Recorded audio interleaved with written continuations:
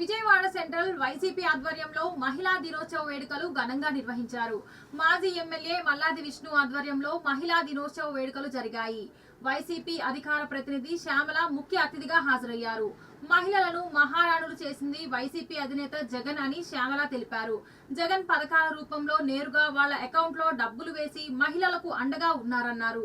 కూటమి ప్రభుత్వం మహిళలని దగా చేసిందని, ఇచ్చిన హామీలను ఒక్కటి కూడా అమలు చేయలేకపోతున్నారని ఆరోపించారు. మరి ఈ రోజున ఈ కూటమి ప్రభుత్వం ప్రతి ఒక్క మహిళ సహనాన్ని పరీక్షిస్తున్నారు. ఆడపిల్లలపై ఎన్ని అఘాయిత్యాలు జరుగుతున్నా ఎవరైనా మాట్లాడారండి? మన పార్టీ తరఫు నుంచి మనం ఎంత ప్రశ్నిస్తున్నా, మనం ఎంత నిలదీస్తున్నా ఒక్కళ్ళు ముందుకు వచ్చి సమాధానం చెప్పారండి? మరి మన సహనాన్ని పరీక్షిస్తే ఏమవుతుందో రాబోయే ఎన్నికల్లో చాలా గట్టిగా వినిపించాలి. మన దండన చాలా గట్టిగా ఉండాలి కూటమి ప్రభుత్వంపై. ఆ బాధ్యత అమ్మవారి రూపేణ ఇక్కడున్న ప్రతి ఒక్క మహిళ తీసుకోవాలి. తీసుకుంటారా లేదా?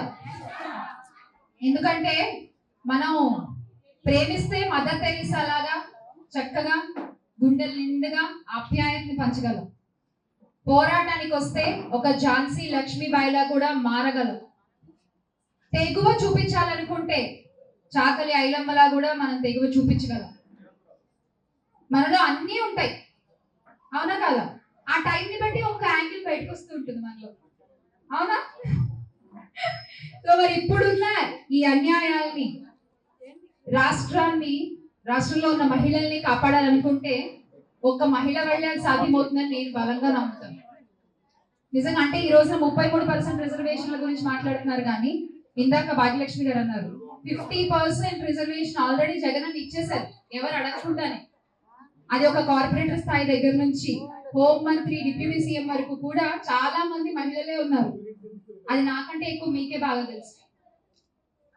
మరి అటువంటి ఒక వ్యక్తికి మనం అండగా నిలబడాలి, ఆయనతో పాటు మనం కలిసి నడవాలి. ఎందుకంటే ఏ సోషల్ మీడియా కూడా పనిచేయదండి ఆడవాళ్ల నోరు ముందు. ఇది నా అభిప్రాయం.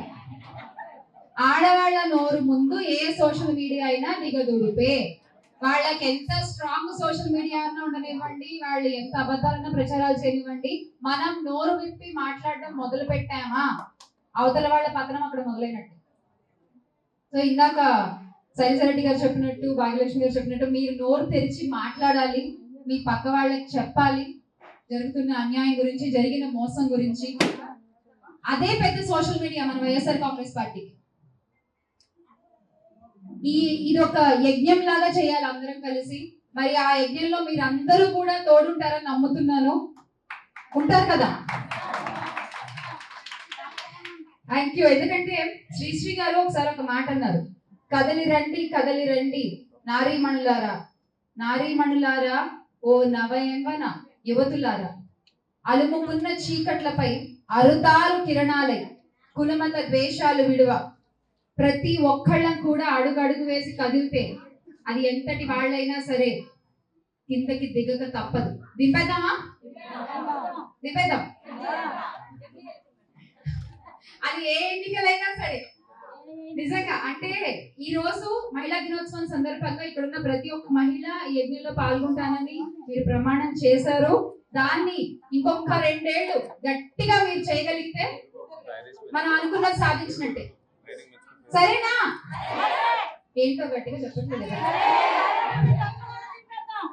అంతే. సో మరొకసారి ఈ సందర్భంగా ఇక్కడికి వచ్చిన మీ అందరికీ కూడా పేరు పేరున కృతజ్ఞతలు. మీ బిడ్డ అనుకోండి నన్ను. నాకు రాజకీయాలు పెద్దగా తెలీదు. నాకు తెలిసిందల్లా ఒకటే, జగన్ అన్నని మళ్ళీ ఆ సీఎం గా చూడాలి. ఆంధ్రప్రదేశ్ రాష్ట్ర ముఖ్యమంత్రిగా ఆయన ప్రమాణ స్వీకారం చేయాలి.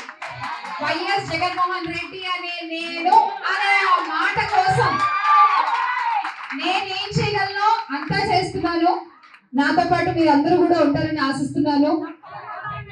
ఏమైనా తప్పుగా మాట్లాడితే ఏమనుకోవద్దు.